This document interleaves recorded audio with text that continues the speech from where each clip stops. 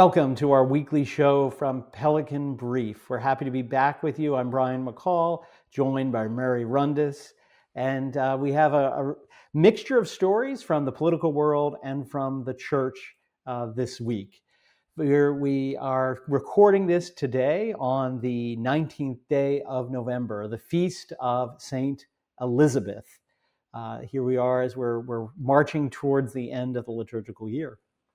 Our stories for this week, we are going to begin with a story about the Latin Mass. A lot of discussion has been going on since Pope Leo assumed the papal throne about what he would do with the Latin Mass. Was he's going to lift the restrictions? He's going to keep things in place according to what Francis did?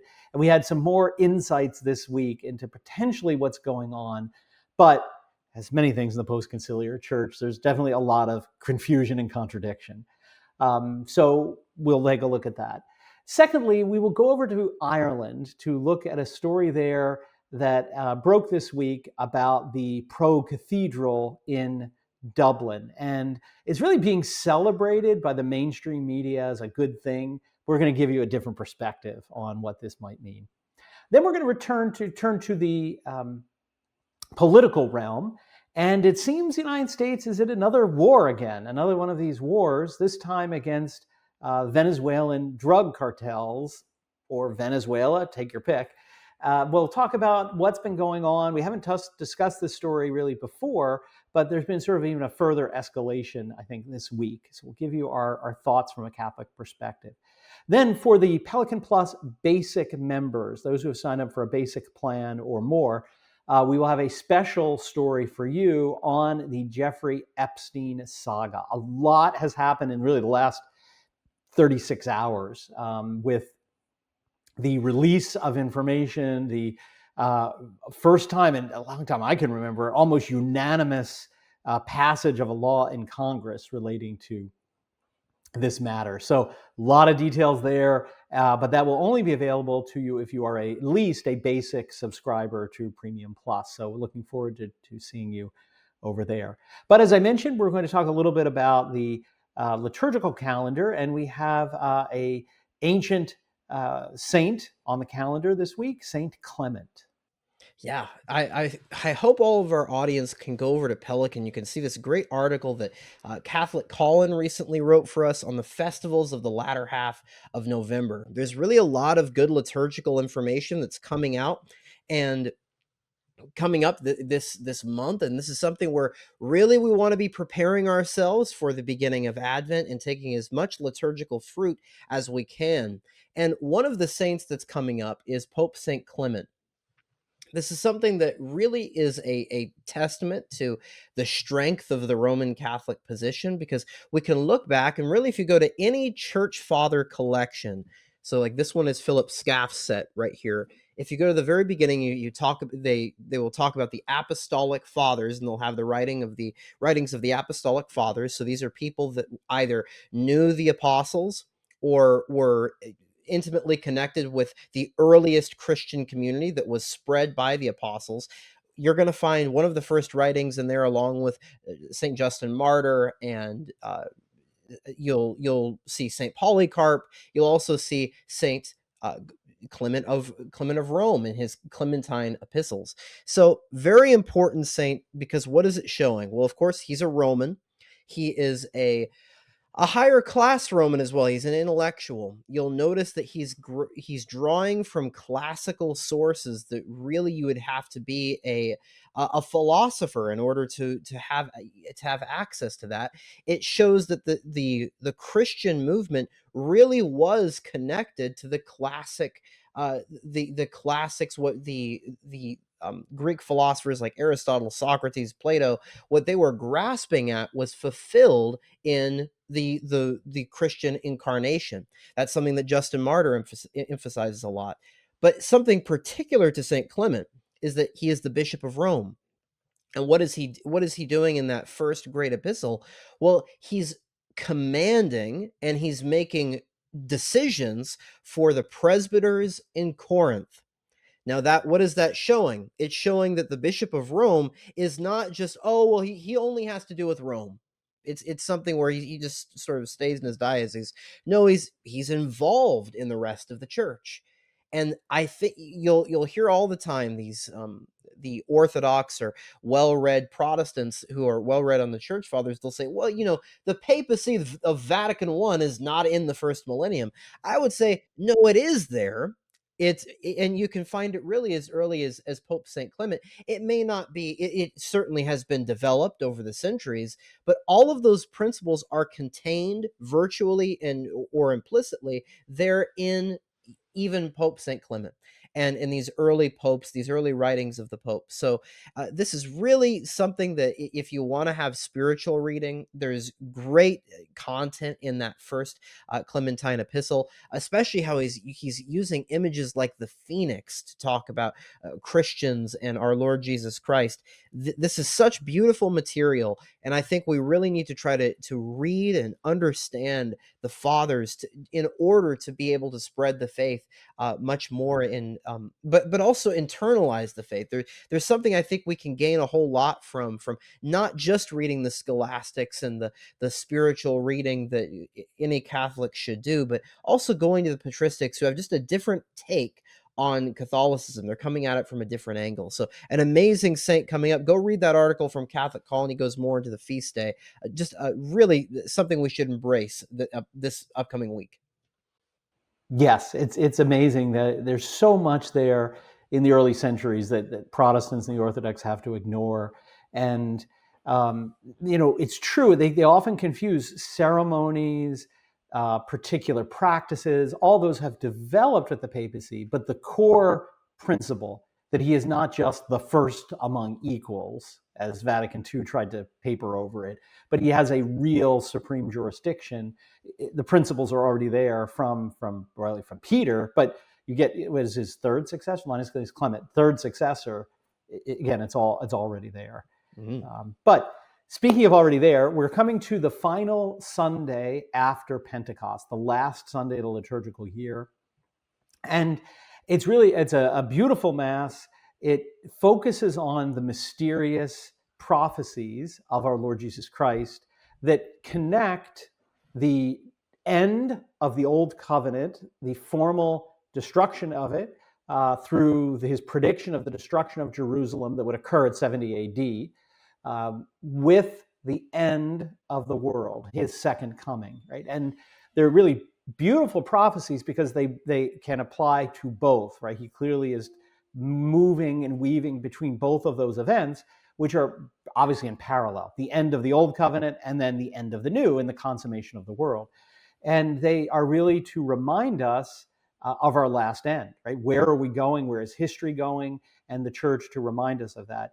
Beautifully, the first Sunday of Advent actually begins with similar gospel, with the same kind of approach, that we begin and end the liturgical year with the end in mind, right? So St. Thomas always says, and Aristotle says, we should always begin something with the end in mind. We do that on the first Sunday of Advent, and then we return to that end at the end of the liturgical year. So it's really a good time. I know a lot of people on New Year's Eve, for New Year's Day, do this, but as we're approaching the beginning of a new liturgical year, this is a good time to make resolutions for our spiritual life, for things we can do as we start fresh to live with our Lord, his life, death, resurrection, reigning in heaven once again, beginning with the first Sunday of Advent.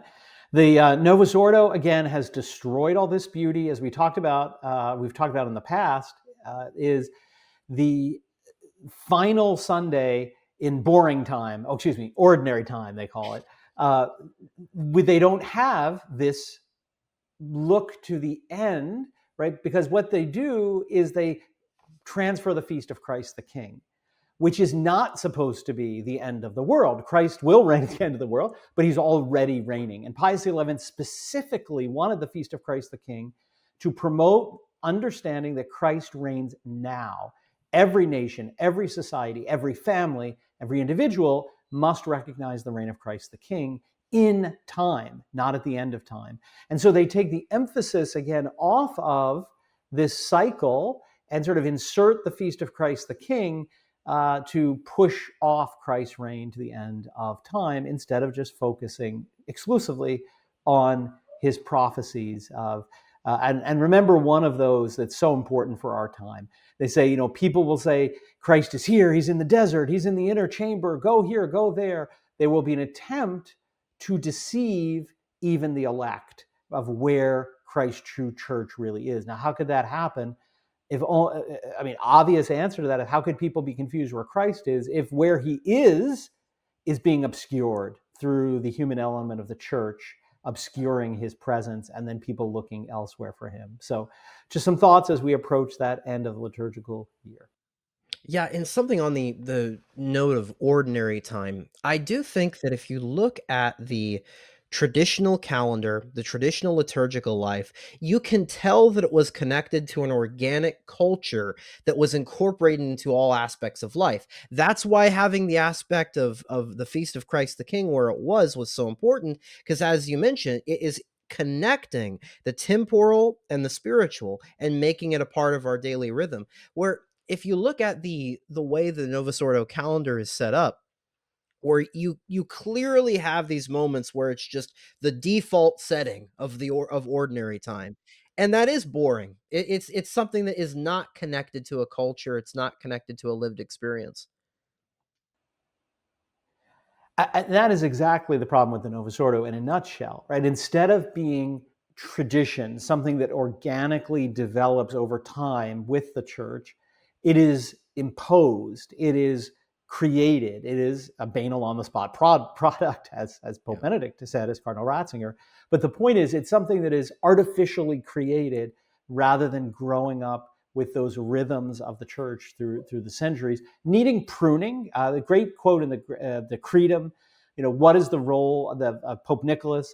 That the Pope is to prune like a garden. So Mm, tradition grows like a garden. It needs pruning, it needs guiding, but it doesn't need to be replanted, right? And yeah, that's right. essentially what the Novus Ordo is a replanting of the liturgy.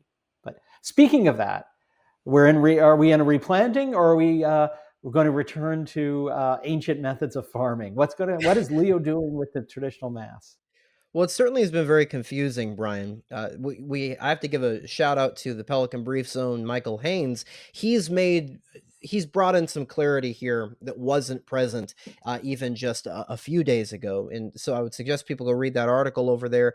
Go follow what Michael Haynes does over here at the Pelican Brief. There's really some very breaking news and really good insights over there. But really, starting from the beginning, what was the controversy about? Well, there was this meeting of English bishops where you had the nuncio was present, and there was a few leaks that were given regarding the what was said there. So again, this is a closed door meeting, and when it comes to the Catholic Bishops Conference of England and Wales, it's not like the USCCB where it's just a spectacle. You've got all this kind of drama, and Supich is almost making political moves and trying to win brownie points with the liberals. It's not so much that.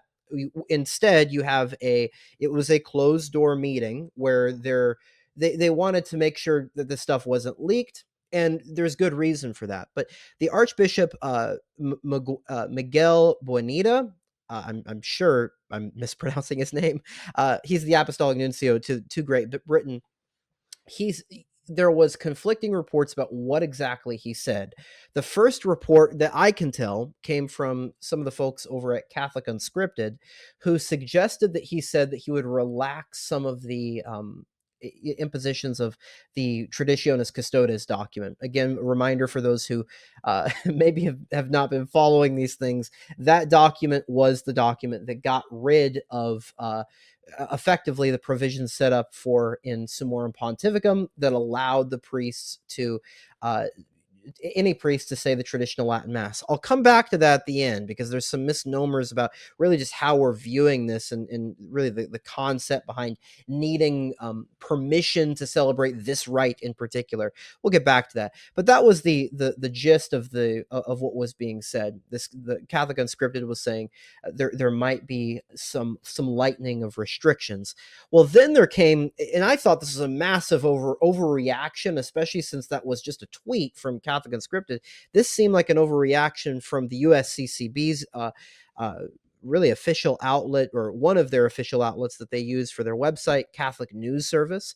There was an article by Cindy Wooden who came out and said, in a relatively again lengthy article compared to just this tweet, she came out and said what was actually said is that the Traditionis Custodes is not going to be revoked, that things are going to continue as usual, and you may have some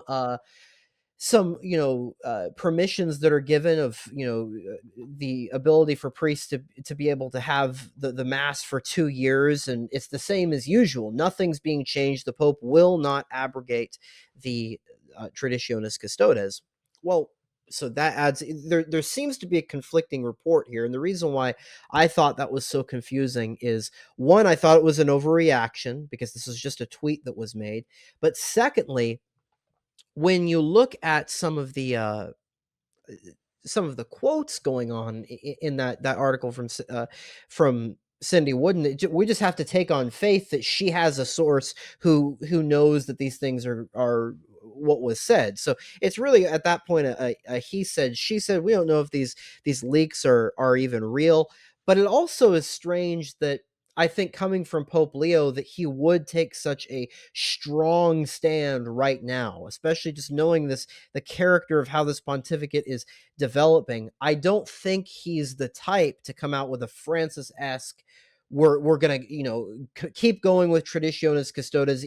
We're gonna make it so that it's even harder for priests to say the traditional Latin Mass, or deny that there are going to be these restrictions that are lifted. But I also don't think getting rid of Traditionis Custodes, or just making it null and void, is characteristic of Leo as well.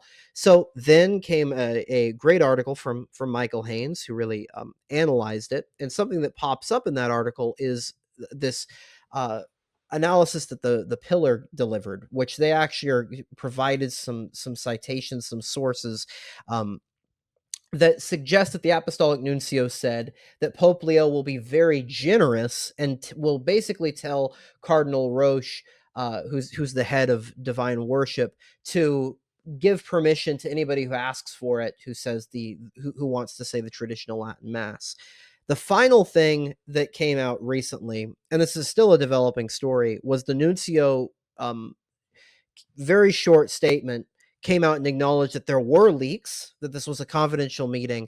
And I'll read directly from this communique. They expressed regret for the unauthorized disclosure of information from that confidential meeting that has caused confusion to the faithful. The norms of the motu proprio will be carefully studied and applied in each case. Okay, what do we draw from all that? There's been a lot of drama, a lot of people making big conclusions. What I do think we learned is that there probably is, at least in the temporary period, a desire to keep Traditionis Custodes in place. It's not going anywhere in the near future. But at the same time, I think Pope Leo is confused about the reasonings behind Traditionis Custodes, and wants to keep continuity with his predecessor, Pope Francis, but basically allow, if anybody is asking for permission, he'll allow it. There's an issue with that. That's not it's certainly not an ideal situation, because you're still going to have bishops, like what is going on in the Carolinas right now, who make it impossible for a healthy liturgical life to happen. The reason why Summorum Pontificum was so significant was that it allowed the priest his autonomy to be able to say the traditional Latin Mass. And look, the bishop could get around that by moving the priest elsewhere, moving him to the middle of nowhere, so that he couldn't have any influence with his traditional Mass. But there was a certain momentum that Summorum Pontificum allowed, where you could have a massive traditionalist community grow in a diocese, where, if Traditionis Custodes remains in place, whether Cardinal Roche is told to be very generous, that's simply, if that goes, if that remains in place, you're not going to have what we had under Summorum Pontificum. I'll also point out that Cardinal Roche, who's to say that he would be faithful to that sort of promise? I'm not very trustworthy of this of the congregation for, or dicastery for divine worship as it is, to um, make sure that you have the propagation of the traditional Latin Mass. So I think in the near future, we're not going to see Traditionis Custodes revoked. I do think it shows a movement on the part of Pope Leo to maybe move closer to a toleration. I'll mention this. He met with Bishop Refon recently, who's the head of one of the only groups that is a in a diocesan structure that only celebrates the traditional Latin Mass. That's been a widespread controversy among traditionalists. So he's encountering traditionalists. He certainly knows of them. I think he might be hearing more of the arguments, but in the near future, that's not going away. Now, in regards to, before I send it over to you, Brian, and get your thoughts, I do want to point out that when it comes to the framework where we're viewing this, you'll see people, and even we've said this, speaking of the traditional Latin Mass being freed or liberated, it should be very clear that this is not something that the Pope has the power to just do away with and impose something completely new on these priests. I do think that even though people can sometimes exaggerate the document quo primum, that's a standard in the traditional Catholic movement, what that document does say is that the priests do have a right to say the Roman rite, because this is the liturgy of the church. And what is certainly not, what is certainly the case is that all of the cases being made to shut down the traditional Latin Mass and get rid of it, all of those arguments are going against the Council of Trent in their particular hatred for why those ceremonies existed with the traditional Latin Mass. The Council of Trent has made it very clear one cannot say that the ceremonies attached to the traditional Mass, the Tridentine Rite, as it is sometimes called, are ways to impiety. Quite the opposite. One cannot say that. Yet all of these arguments certainly lead back to that sort of, we've moved beyond that. We have evolved as a church. We no longer need those ceremonies. So again, I would caution. I would just reiterate over and over again that this is not something that, whether the Pope puts Traditionis Custodes in place or not, again, that's something good for to build traditionalist communities, but that does not mean that priests shouldn't say the Latin Mass, even if their bishop is hounding them on this sort of case. But what do you make of this, Brian? It's a confusing story, certainly. It is, and honestly, my first reaction, I think Michael Haynes is somebody who's gotten this correct. I think his explanation for what actually happened seems the most plausible of the points of view. But I want to join with you in saying, even if he is right, this is not good news. Essentially, it'd be a return to Ecclesia Dei Afflicta. I mean, it'd be a return to, yeah, it's allowed, but essentially the bishop can stop it. If the bishop asks, I think the approach that I take as Leo may be saying is, look, if the bishop wants to do this, all Traditionis Custodes did is that he has to come to us and check in with us, and we'll give him the thumbs up. So if a bishop wants to allow this, we're not going to get in his way, which is certainly a difference from what was happening the past several years. But if, on the other hand, as you point out in Charlotte, the bishop's like, no, I don't want to renew the extension. I don't want to renew the permission. I want to end it.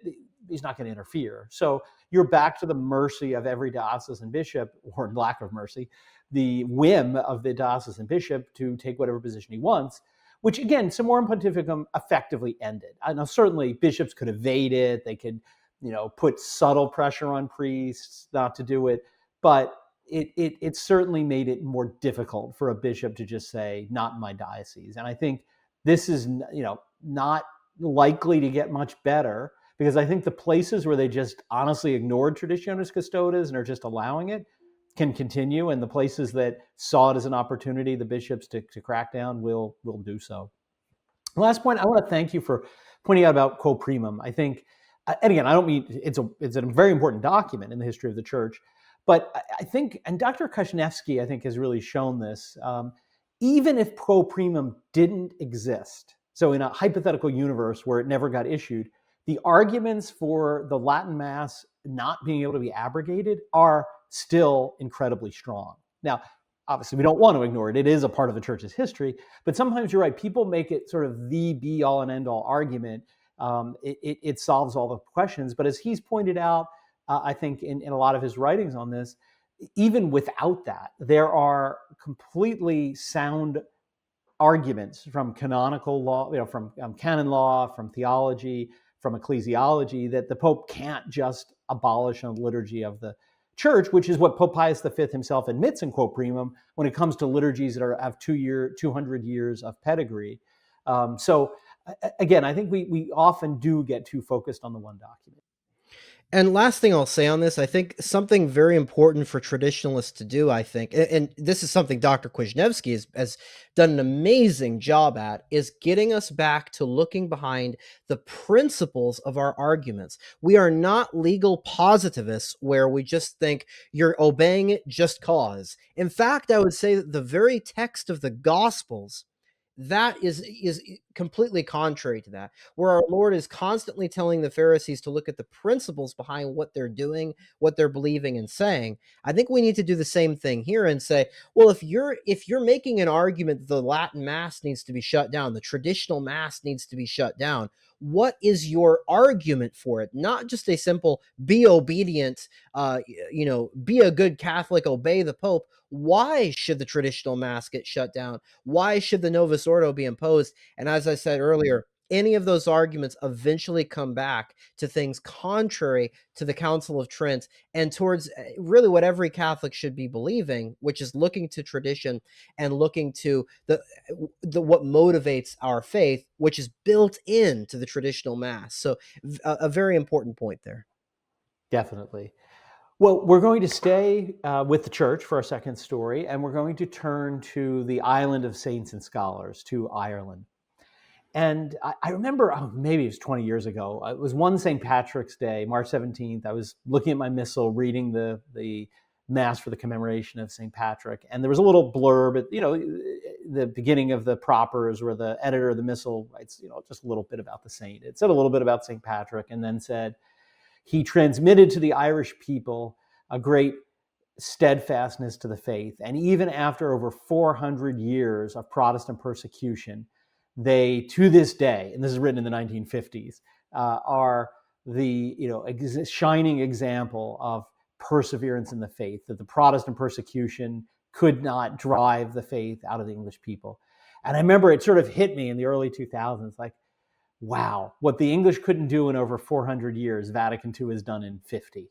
Again, not to say there are some really great traditional Catholics. There's a very small but devout group there in Ireland. But to be honest, in terms of the population of the island, most of them have completely lost the faith, completely lost it.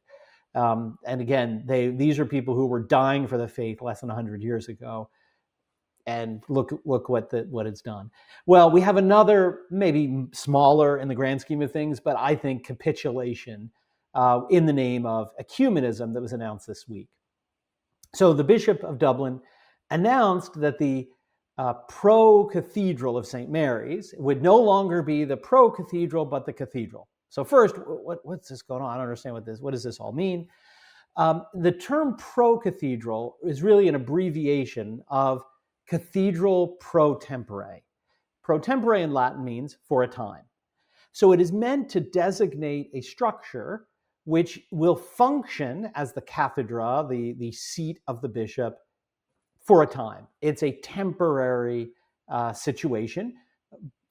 Typically you would have that if a new diocese is founded and you need to build a cathedral, you would find a site and that would be the pro-cathedral until you have time to actually build one. So why was St. Mary's the pro-cathedral? Well, because the cathedral of the Diocese of Dublin, Christ Church of St. Patrick, was stolen by the Protestants, the Church of Ireland, which is just a branch of the Henry VIII Church, right? Of the Anglican heresy and schism. They had to have their own one in Ireland because the whole point is each country has its own church. So even though they were conquering Ireland, they called it the Church of Ireland. But it's a cut and paste, copy and paste, essentially. But what did they do? Just like Henry VIII, they just stole all the Catholic properties and turned it into a heretical cathedral. So a cathedral that was consecrated for the Catholic holy sacrifice of the Mass has now been, for hundreds of years, desecrated essentially by Protestant illicit and invalid worship. Leo XIII tells us invalid.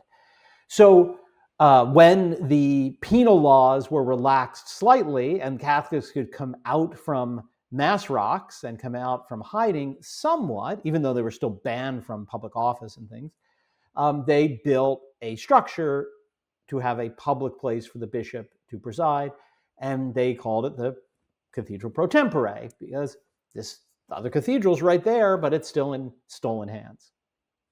So now essentially what are they saying? Well, just take the pro off, this is it. And in a certain sense, this is, people say it's just quibbling over words, but words matter, and behind the words are concepts. So what is, I think, one of the reasons they did this? Well, if you read the secular press or the kind of popular mainstream Catholic press, they're celebrating this as such a great thing for the Irish. They finally have a cathedral. After all 400 and some years of waiting, they finally have a cathedral, as if it was like the Catholic Church keeping them from having a cathedral by putting this restrictive term on it. Well, the Catholics haven't had a cathedral because the Protestants stole it. It by right belongs to the Catholics. And they're now saying like, oh, finally the Catholic Church is breaking down and giving them a cathedral. And if you read almost every article I read, and they all more or less, they're pretty much the same. But when they come to explain kind of the background piece of the article, they'll say St. Mary's, this was built, that originally the cathedral in Dublin was Christ Church. It passed into the hands, they'll say, of the Church of Ireland, or it was transferred to the Church of Ireland, or it was received by the Church of Ireland, right? All these euphemisms, right? It's kind of like if I go into your house and steal your TV. I say, oh, your TV passed into my possession. No, I stole it, right? And they just don't want to say that the news media obviously won't report it, that it's stolen property. It belongs to the Catholic Church. And having kept it stolen for all these years doesn't change the fact that it was never admitted by the church. We're letting you have it.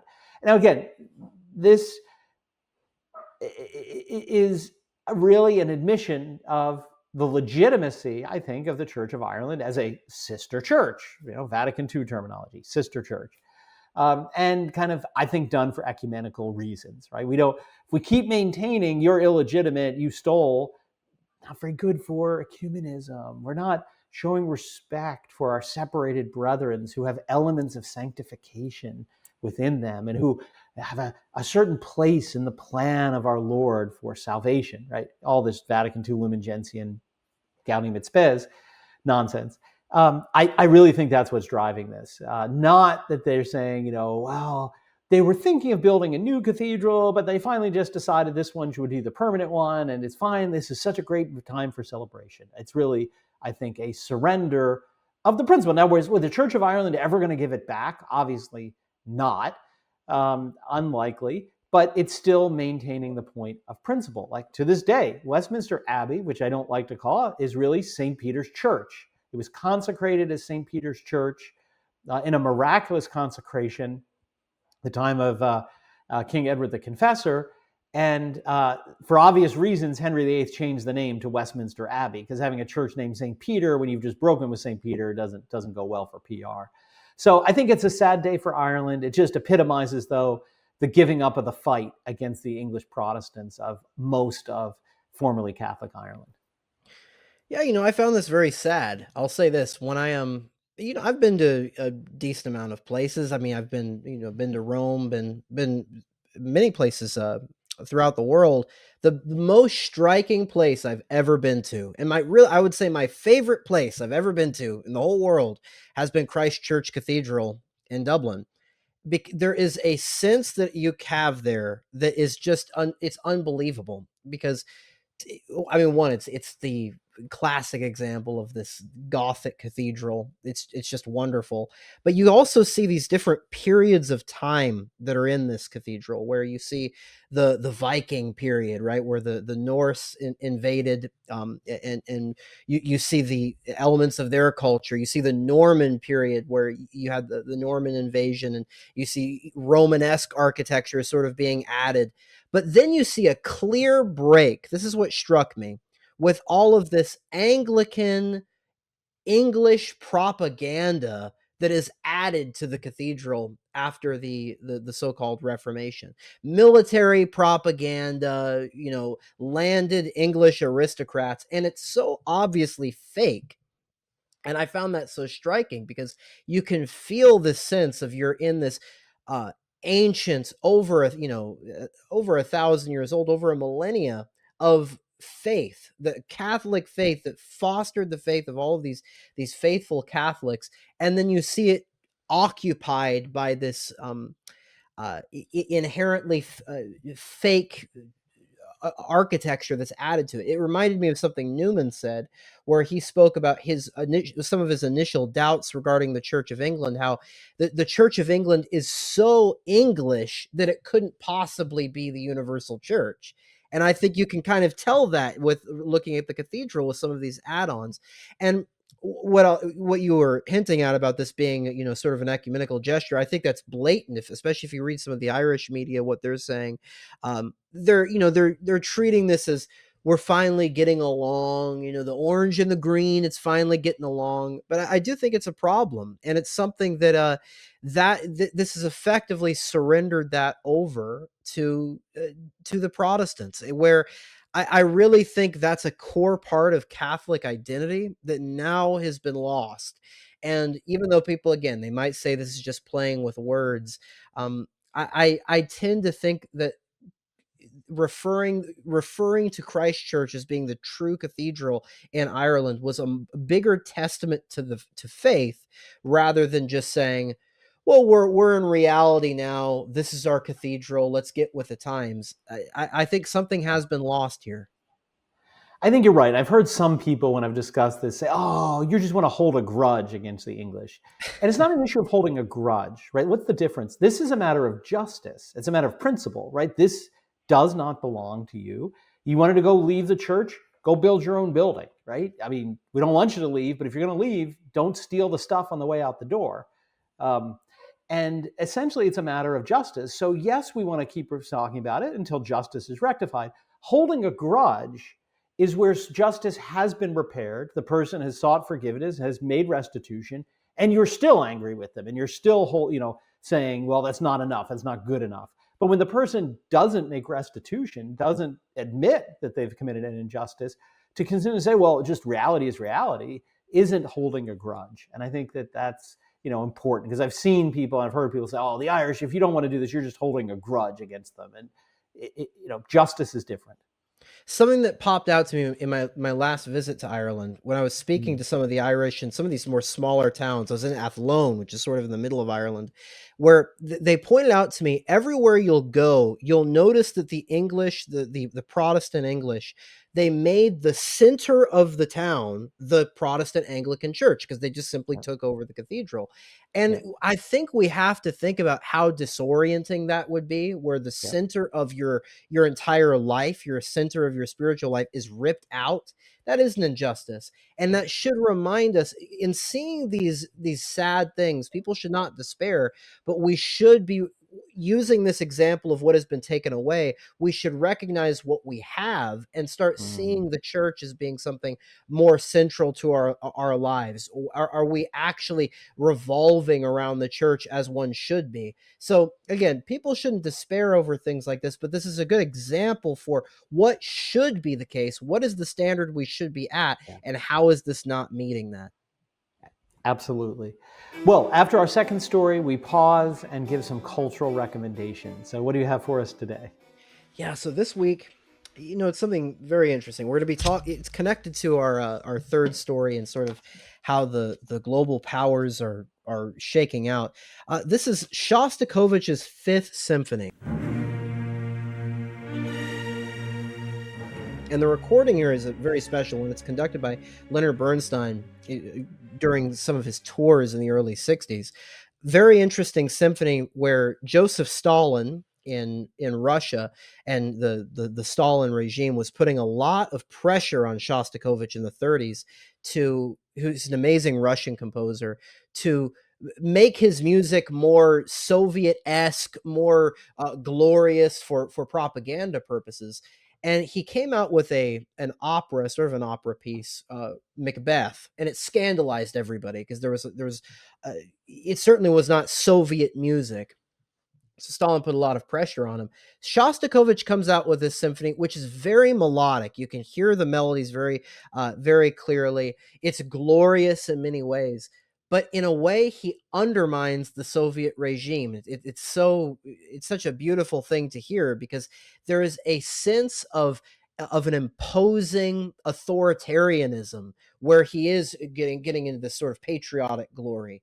There is a deep sadness in the melodies that he's providing that is unignorable to really any listener. So this is going to be different than hearing something like Mozart. It's going to, maybe open up everybody's ears. And the reason why this is such a good recording, and what I thought was, one, Bernstein knew how to conduct Shostakovich very well, but it's also striking because this was in the 1960s, in an interesting time period where the United States and the Soviets were kind of showing off to each other who has the best artists, who has the best conductors, and you have this Cold War sort of a arms race when it comes to music. And I tend to think the Americans won when it comes to conducting Shostakovich. So again, that's Leonard Bernstein in the New York Philharmonic conducting Shostakovich's Fifth Symphony. Well, I'm going to look at literature. And I got the idea for this earlier this week when I was listening to one of the programs here on Pelican, because I chose to join actually as one of the founder members, because I believe so much in what this platform is doing very early on. I, beyond wanting to participate in it as we are, I wanted to really support it because I think this is an incredibly important movement. So I've been enjoying a lot of the content myself. There was an interview with Eric Sammons on a new book. Now, I haven't read his book, so that's not my recommendation. But he did an interview here on the platform about the genre of sort of science fiction literature. And he's published a book, his first sort of novel. It's a science fiction novel, although they discussed what that term means. But it was really interesting discussion. So what I do want to recommend is, and I've recommended this to other people in other contexts, so you may, if you've heard me speak before, may have heard this. A lady named Janet Baker published, like about 15 years ago, a science fiction novel called Run. And it is basically, I would say, very much like a modern Robert Hugh Benson, one of my favorite authors, but looking forward from our time to a future time where the Earth has space station colonies and colonies out in space, and there is a one world government that this sort of president that she describes sounds like an androgynous Barack Obama in her description. And I think she writes this sort of around the time he's running for president or just been elected. But it's about like how Catholics survive in this potential future, but one where there's space has been opened up and the crisis in the church has developed. There are very few faithful priests. But one of the interesting themes that she discusses in this futuristic process is that really interesting issue of the difference between religious freedom and toleration.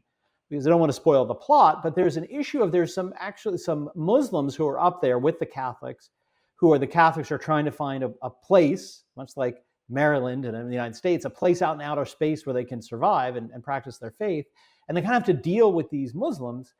And it explores the difference between just, religious freedom, Muslim, be whatever you are. And okay, they're in the circumstance in which we're living, there is a toleration that in what we're trying to do, we may need to show to these Muslims, is really sort of beautifully worked out, not in a theological argument, but woven into the story. And it's a beautiful reminder where, stories can interact with truths, right? Aquinas, at one point paraphrasing, says, the poet and the philosopher both speak the same truth, but using sort of different means.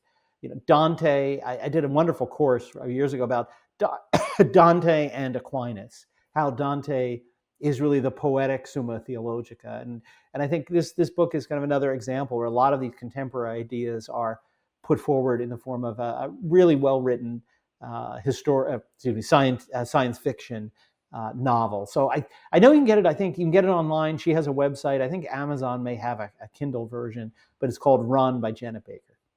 Yeah, I'm glad to see Catholics in the sort of sci-fi realm, because we do fiction the very best, and why Yeah. should it be any different when it comes to science fiction? So yeah, Yeah. brilliant stuff.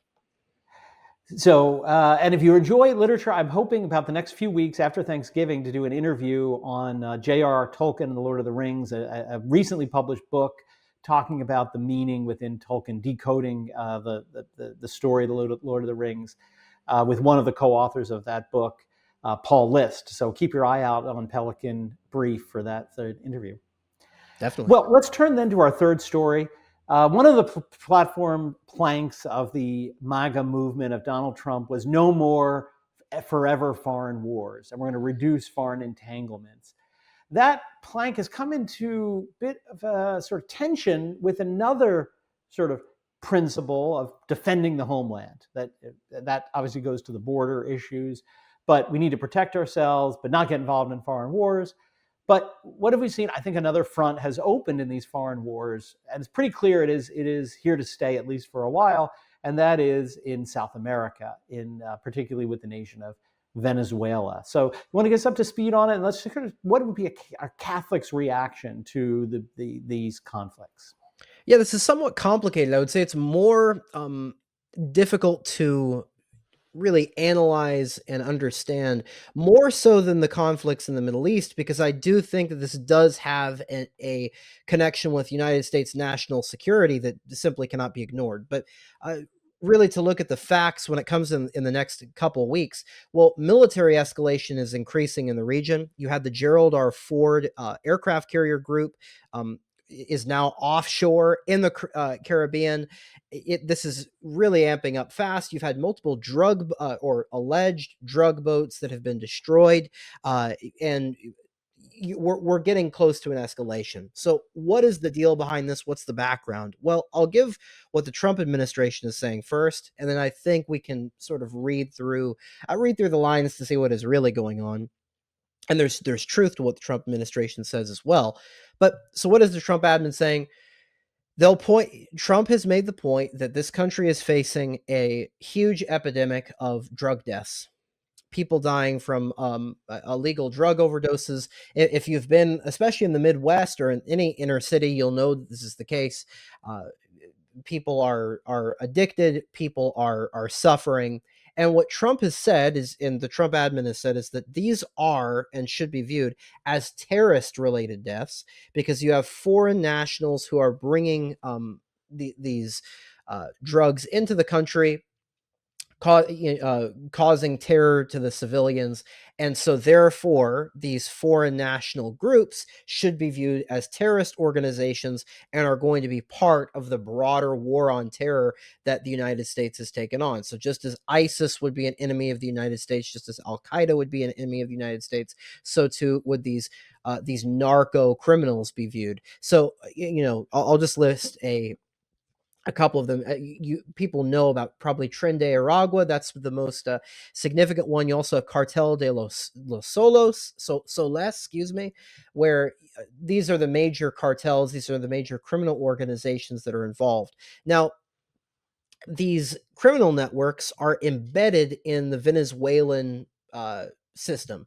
The Venezuelan system is a socialist system. It's a socialist democracy run by a figurehead, Maduro, and who runs this with an iron fist, basically. And we'll get back to that in a second. The important thing to note is that the the reasoning behind this is a bit sketchy, because Venezuela itself is not is not the only or even the most prominent source of these drugs being funneled in to the United States. So you are seeing a double standard being provided, especially for bringing an aircraft carrier group, which is one of the most important parts of the United States military apparatus. It's a bit of an exaggeration just to say this is a part of the war on terror, to stop these drug boats coming in. So, what is really happening now? We should ask this. Well, we can learn from how this interaction has gone down, which is that there was uh, over time some deals made, and they've gotten very close to be making deals with Maduro and the Maduro regime. Uh, However, a big part of the United States' security operation is Marco Rubio. Marco Rubio is a vehement anti-socialist, just as we would be anti-socialist, anti-communist. Um, and he has said absolutely not. There cannot be a deal made with Maduro. He has to go. And there is a clear, I don't even want to say a divide, because it actually seems to be quite monolithic at this point, uh, in the Trump administration, that is pushing for a regime change in Venezuela. This has been seen through one of the opponents of Maduro, this sort of neoliberal, neoconservative woman who is trying to operate a uh, sort of government in exile, or try to provide a counterpart to Maduro's regime over there. The United States has backed her. You've recently had other people who are more pro a regime change in the area, like Bolivia's new president. The United States has backed that as well. So, why would the United States want regime change in this case? Well, now we need to understand what's really going on, which is that Venezuela has aligned itself with Iran, Russia, and China. This is a part of the ongoing story that we've been talking about for really the last couple of years. Of We are now living in a sort of multipolar environment, where it's not just the first world and the second world, the United States and the Soviet Union, but you have really the United States and a whole bunch of other powers, or poles, right? So Russia, China, Iran, and Venezuela has been, for the last especially the past couple decades, aligning itself with China and Russia. You've seen this with the use of dual use infrastructure investment in Venezuela, where you have China basically getting access to infrastructure factories in Venezuela. And that should be something that should cause a red alarm in people's heads, which, because of course, China has a military. This can be used for military infrastructure. They've had very large trade agreements with these other countries as well. And of course, Maduro himself is not a capitalist on board with whatever the United States is wanting to do. He is a socialist, a communist, a Marxist. So the important thing to understand is that the United States does see this as a threat to what people know this from school, the Monroe Doctrine. The United States should control this hemisphere. And de facto, it really does. The United States' power does not end at the borders of the United States. It expands throughout the world, and especially this hemisphere. This goes for really any region of the world. It would simply be a myth to pretend that, for example, Rwanda or Uganda had as much autonomy or power as China and the United States, because these countries are empires, and even though on the map they might not span like the British Empire did, they make their money through trade, through infrastructure, through military presence. So the United States sees that as a threat to this hemisphere. Um, this is something that has led to a lot of a migration crisis in the past, where the United States has put on oil sanctions and increased pressure on the Maduro regime. It didn't work. You ended up having migrants that fled Venezuela, hyperinflation, mass poverty that resulted in Venezuela. The reason why the regime has not collapsed and won't collapse in the future, though, is, as I alluded to earlier, that Maduro runs this with an iron fist. He has intelligence operations in every aspect of the government. This is a totalitarian regime. He has Cuban intelligence embedded into his regime. It's pretty tight knit. They run a tight ship over there. It doesn't seem like the pressure tactics have been working recently. So, if it came to my prediction about what's going to happen, the United States is going to want a regime change. They're going to want to get somebody who's a friendly puppet to the United States in this region. Now, when it comes to the Catholic perspective, I think there's a couple of things to consider. I do think that the Venezuela regime, as it currently exists, is a national security threat to the United States to some extent. I think there is something to the narco terrorist threat, but I think that's less of the story than Venezuela being allied with these other regions of the world are threatening the United States' influence in the hemisphere. However, and the reason why I think everybody was about the no foreign wars, no new wars, is are we confident that we know what's going to happen from this? After the Iraq War, that spawned the state of ISIS. It spawned the migration crisis, the Syrian refugee crisis. Are we sure that this is going to go perfectly according to plan in Venezuela, especially since this is a very difficult region to conquer? Are we positive that things are going to go our way? I don't think people are being as cautious about this in typical United States American foreign policy fashion. I don't think we're being cautious. And though there is human dignity questions that get involved there, where you could have a rapid instability of both our country and countries in that surrounding region. So again, it's a complicated issue.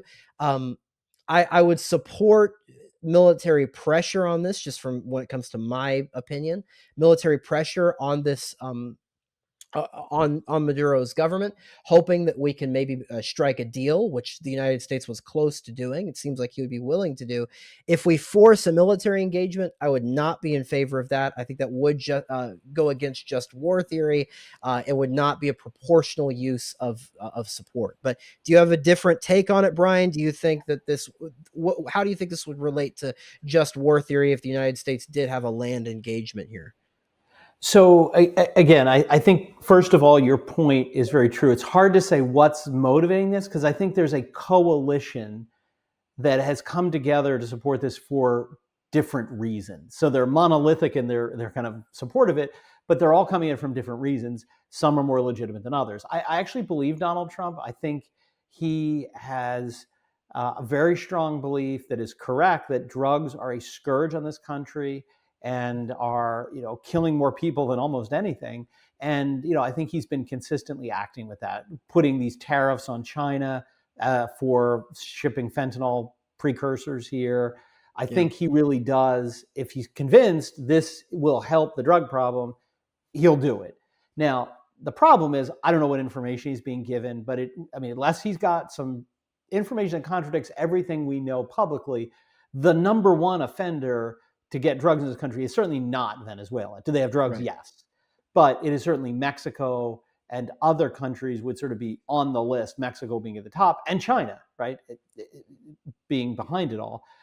So again, I think it's a legitimate reason to say if you're sending poison into our country, we're going to try to stop you. And I think that's legitimate. I think you're right. Rubio wants to fight socialism. We're with him. Nobody's more anti-socialist than Pope Pius XI. Read Divini Redemptoris, right? But there is a question of political prudence, right? And I think you don't want to make things worse. So the United States had people who were rightly opposed to socialism, but we're very careful about, well, let's just regime change the Soviet Union, because you don't want to make things worse. You don't want to entrench the bad people. You don't want to risk innocent people being punished for your likely failed attempt. The third group is the most troubling. I think these are people like Lindsey Graham, who've never seen the use of military equipment that will cause military spending that he didn't like. And he's all in favor of blowing anything up anywhere because it'll enrich the people he's aligned with, I think. And again, his reason is the most absurd, that Venezuela is behind Hezbollah. I mean, again, maybe they've given some money through Iran and they're allied to Iran, but yeah, okay, that's just absurd. That's why we're attacking them, because they're supporting a group in Lebanon. Okay, he's just doing his thing. So I think from the Catholic perspective, you're right. Just war theory. First of all, you have to have a just cause. And I think if it is what Donald Trump is saying, there is a cause. But again, if there's other nations that are more contributing to that cause, and you're just leaving them alone, but going after this, it sort of questions your motive, because part of just theory is motive. Your reason for the military action is properly intentioned. And again, that's where I think the complexity is here. It's a coalition of mixed intentions, not necessarily defending the American people against this scourge. But then there are, as you say, further elements. One, it must be declared by the legitimate authority. But then three, it must be both proportional, and proportional involves a lot of analysis. One is reasonable likelihood of success and is not going to cause more harm, more injustice than it's going to solve, right? And so as to those 2 points, if we're really in this for regime change, as I think Rubio is certainly in for, the United States has a pretty bad record on that. And part of prudential judgment's proportionality is what's the likely outcome. I would challenge anyone to come up with a regime change worked by the instrumentality directly of the United States that worked out really well in the end. I can list a lot that did it. You already mentioned Iraq, Afghanistan, Ukraine, right? The list goes on and on. Pretty much every time we try to regime change someone, we get somebody worse, right?